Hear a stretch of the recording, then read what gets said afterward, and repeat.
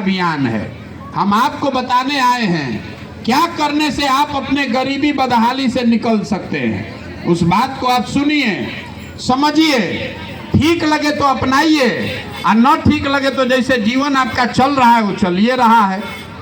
देखिए, दुनिया में जितने विद्वान हुए उन्होंने बताया कि गरीबी से निकलने का 3 ही रास्ता है। पहला रास्ता है पढ़ाई। अगर आपका बाल बच्चा पढ़ जाएगा तो उसका जीवन सुधर सकता है। दूसरा रास्ता है जमीन। अगर आप पढ़े लिखे नहीं हैं लेकिन आपके पास जमीन हो तो खेती किसानी करके भी आप अपना जीवन सुधार सकते हैं। और तीसरा रास्ता है पूंजी, पैसा। अगर आप पढ़े लिखे नहीं हैं, जमीन नहीं है, अगर आपके पास पैसा हो तो कोई छोटा मोटा रोजी रोजगार करके भी आप अपना जीवन चला सकते हैं। आप ध्यान से देखिएगा तो बिहार में ज्यादातर आदमी के पास ये तीनों में तीनों चीज नहीं है। जो गरीब आदमी यहाँ रह रहा है, गरीब के बच्चों के पढ़ने का कोई व्यवस्था ही नहीं है।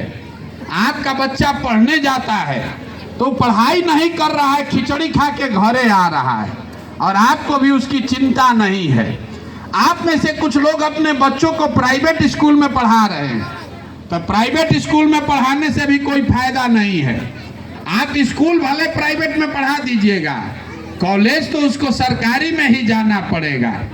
तो ना स्कूल में पढ़ाई हो रहा है ना कॉलेज में पढ़ाई हो रहा है। स्कूल में खिचड़ी बट रहा है और कॉलेज से डिग्री बट रहा है। तो इतना समझ तो आपको होना चाहिए कि जब आपका बच्चा पढ़ेगा ही नहीं तो कोई विधायक बन जाए, कोई मंत्री मुख्यमंत्री बन जाए, आपका लड़का डॉक्टर इंजीनियर कलेक्टर नहीं, मजदूर ही बनेगा। जब वो पढ़ेगा ही नहीं तो मजदूरे बनेगा। तो आपके बच्चों के पास पढ़ने का उपाय नहीं है। दूसरा रास्ता हमने बताया जमीन। मान लीजिए आपका पढ़ाई में मन नहीं है तो खेती करके आपका जीवन काहे नहीं सुधर रहा है? वो इसलिए कि बिहार में समाजवाद के नाम पर, गरीब के नाम पर राजनीति हो रहा है, लेकिन 100 में 60 आदमी ऐसा है, आप अपने गांव में भी देख लीजिएगा, 100 में 60 आदमी के पास जमीन है ये नहीं है। आप भूमिहीन हैं, सरकार ने आपको जमीन नहीं दिया। और जो 40 आदमी के पास जमीन है उस 40 में 35 आदमी के पास 2 बीघा से कम जमीन है। तो जो यहाँ खेती किसानी कर भी रहा है वो खेती कमाने के लिए नहीं है, वो खेती खाने के लिए है। आप खेत में उतना ही उपजा पाते हैं कि आपका और आपके बाल बच्चों का पेट भर जाए, उससे कमाने का उपाय नहीं है। तो आपके बच्चों के पास पढ़ाई का रास्ता है नहीं, खेती से कमाई का रास्ता है नहीं। तीसरा रास्ता हमने आपको बताया पूंजी। अगर आपके पास पैसा होता तो और कुछ हो चाहे नहीं, गांव में 2 दुकानें खोल लेते, गाय भैंस पाल लेते, मुर्गी फार्म खोल लेते, कोई खाद का व्यापार कर लेता, कोई कपड़ा का दुकान खोल लेता। वो आप क्यों नहीं कर पा रहे हैं? वो इसलिए कि जो बिहार में 100 आदमी रहता है, 100 में 80 आदमी, आपके गांव में भी 100 में 80 आदमी दिन में 100 रुपया भी नहीं कमा रहा है। इस महंगाई के जमाना में अगर आप 100 रुपया भी नहीं कमाते हैं तो खाइएगा क्या, बचाइएगा क्या और पूंजी कहाँ से लाइएगा? तो आपके पास पढ़ने का साधन है नहीं, खेती से कमाई का जरिया है नहीं, रोजी रोजगार करने के लिए पैसा है नहीं, तो गरीबी से निकलिएगा कैसे? वोट जिसको देना है दे लीजिए, सरकार चाहे जिसका बन जाए, सरकार यहाँ सड़क बना दे कि बिजली ला दे, सरकार आपको सिलेंडर दे दे कि सरकार आपको 5 किलो अनाज दे दे, सरकार तो ये सब कर रहा है ना भाई, फिर भी आपका गरीबी नहीं जा रहा है। गरीबी तब जाएगा जब यहाँ के बच्चों के पढ़ने का व्यवस्था हो। गरीबी तब जाएगा जब भूमिहीनों को जमीन दिया जाए, खेती से कमाई का रास्ता निकाला जाए। और गरीबी तब जाएगा जब हर महिला, हर नवयुवक को रोजी रोजगार करने के लिए पैसा मिला, पूंजी दिया जाए। तब आप बताइएगा कितना लंबा चौड़ा आप बतिया रहे थे, 3 गो काम क्यों नहीं हो रहा है? आप में से ज्यादातर आदमी जिसको भी हम खड़ा करेंगे कि काम काहे नहीं हो रहा है, तो आप कहिएगा क्या कीजिएगा भैया, नेता सब चोर है, काम नहीं कर रहा है। हम आपको बता रहे हैं कि नेता की गलती नहीं है, नेता आपको नहीं ठग रहा है। अगर आपको नेता ठगता तो एक बार ठगता, दूसरा बार आप समझ जाते, अगर 2 बार ठगता, तीसरा बार आप समझ जाते। लेकिन आप आज से इस बदहाली में थोड़े जी रहे हैं, आप तो 50 बरस से इसी दुर्दशा में हैं। इसका मतलब है कि कुछ ना कुछ गलती आप में भी है। अब वो गलती क्या है वही आपको बताने आए हैं। अभी एक सवाल करेंगे, आप जवाब दीजिएगा, आपको आईना की तरह दिखेगा कि गलती आपसे कहाँ हो रही है। सवाल कर रहे हैं, आपको जवाब देना है, हाँ चाहे ना बोलना है, हाथ उठा के सवाल सुनिए, उसका जवाब दीजिए। आप लोग जितने लोग आए हैं, आपका अनुभव हमसे ज्यादा है, आपकी समझ हमसे ज्यादा है। आप जरा सोच के बताइए कि बिहार में और कुछ हो चाहे नहीं, सभी के बच्चों के पढ़ने के लिए सरकार को अच्छी व्यवस्था करनी चाहिए कि नहीं करनी चाहिए? हर को करनी चाहिए कि नहीं करनी चाहिए? अभी आपने कहा, हम नहीं कह रहे हैं, आपने कहा कि बच्चों के लिए पढ़ने का व्यवस्था होना चाहिए, क्योंकि आपको समझ है, चाहे आप पढ़े लिखे हैं या नहीं, आप महिला हैं, पुरुष हैं, हिंदू हैं, मुसलमान हैं, अगड़ा है, पिछड़ा है, आपको मालूम है कि अगर हमारा बच्चा पढ़ेगा तो उसका जीवन सुधरेगा।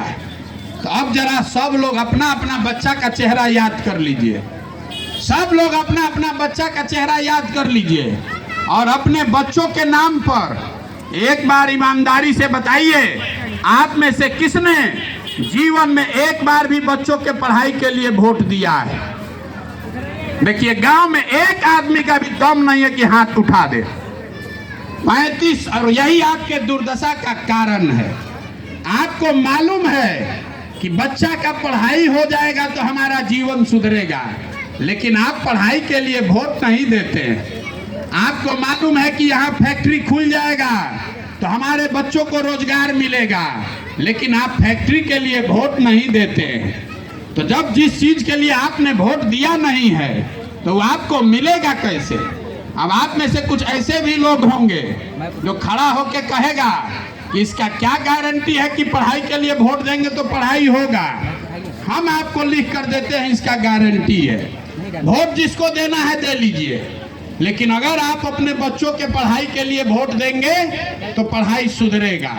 हमारी बात पर भरोसा नहीं है तो अभी आपको गिनवा देते हैं। आपको लग रहा है कि सरकार कोई काम नहीं कर रही है, आप वोट ठीक दिए हैं। हम कह रहे हैं कि जिस चीज के लिए आपने वोट दिया है वो आपको थोड़ा कम या ज्यादा मिल रहा है। अभी हम आपको गिनवाते हैं, आप हाँ चाहे ना बताइए। यहाँ बिहार में घर घर से 5 किलो अनाज के लिए हमने मोदी जी को, भाजपा को वोट दिया। तो बिहार में चाहे जितना चोरी भ्रष्टाचार है, 1 किलो चोरी करके 4 किलो अनाज आपको मिल रहा है कि नहीं मिल रहा है? बोलिए, मिल रहा है कि नहीं मिल रहा है?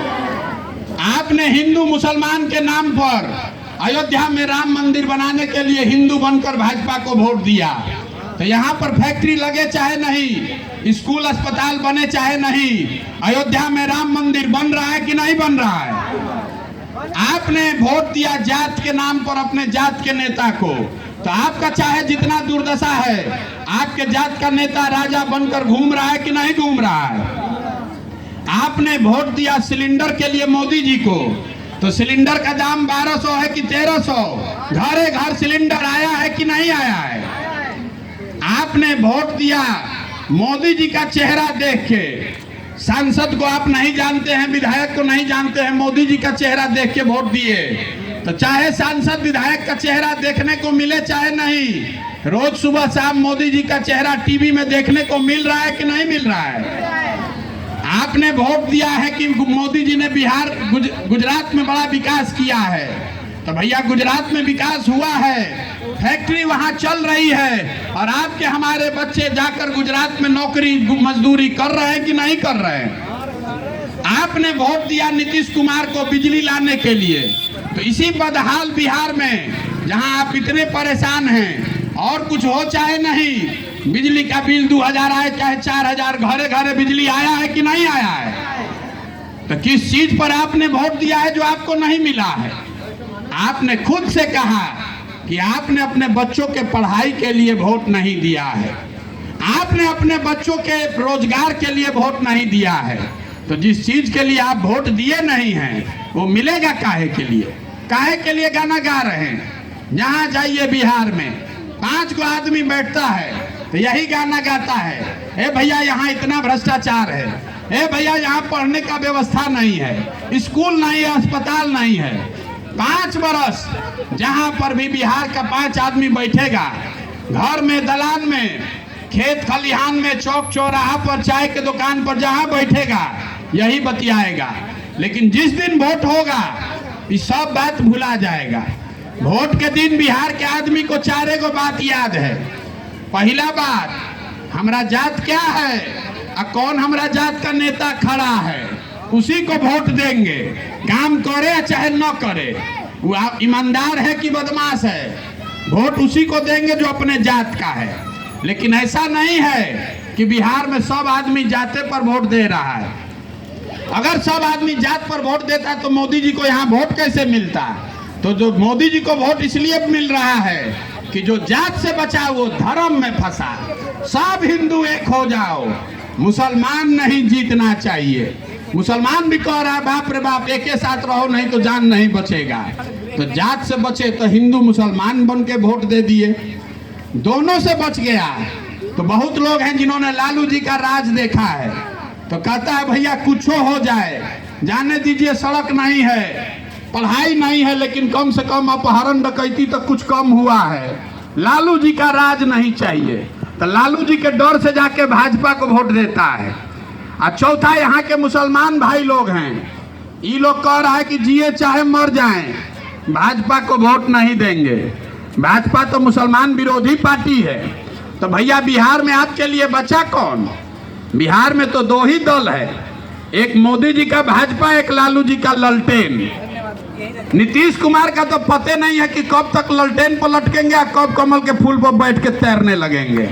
तो मुसलमान ये कह रहा है कि जाने दीजिए भैया, आप जिए चाहे मरे, भाजपा को दे नहीं सकते हैं। तो ललटेने दिख रहा है, इसी का बंधुआ मजदूरी करेंगे, इसी में किरासन तेल बन के जलेंगे।